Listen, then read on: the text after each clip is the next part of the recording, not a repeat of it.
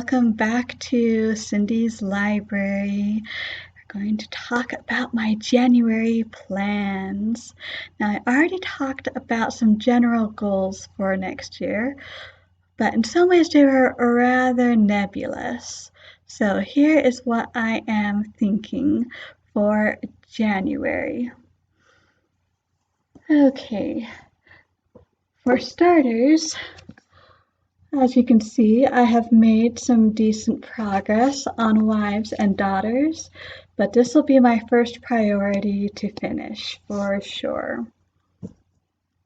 And when I am done with that, then it will be on to Agnes Grey by Anne Bronte.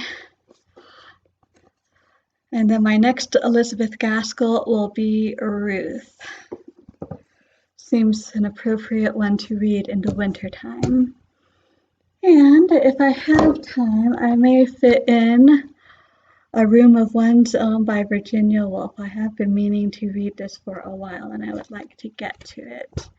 As far as new religious books, I will be continuing the Brief Theological Introduction series put out by the Maxwell Institute on each book of the Book of Mormon, and I'll definitely be doing a wrap-up video about that when I finally finish.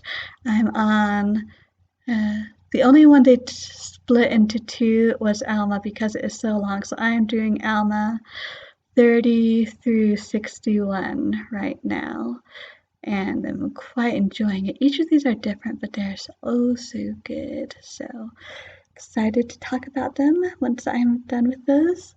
In the meantime, I think I'm going to start with An Early Resurrection, Life in Christ Before You Die by Adam S. Miller. Enjoyed some of his previous work, so that should be quite interesting. And since that is relatively short, I think I will do next All Things New, Rethinking Sin, Salvation, and Everything in Between by Fiona and Terrell Gibbons. Other favorite authors that I have. And as for fun, you knew it was coming, Elizabeth Gouge. I'm doing Towers in the Mist next, and I am so excited. Oh. And I think I read this a long time ago, but I want to reread it. Bound by Donna Joel Napoli. This is a retelling of Cinderella, but it is the Chinese-based version. If you know anything about the Chinese-based version, yes, there is the mean stepmother and stepsister, etc., and so forth. But there is no godmother, there is a magical fish. So I'm looking forward to it. And The Empire Strikes Back from a Certain Point of View. 40 stories celebrating 40 years. I have actually approaching the end of it. Well, maybe not quite, but I'm close. And so I will be finishing up this first of all. And what's interesting about it is with 40 stories, you really do get a whole bunch of points of views.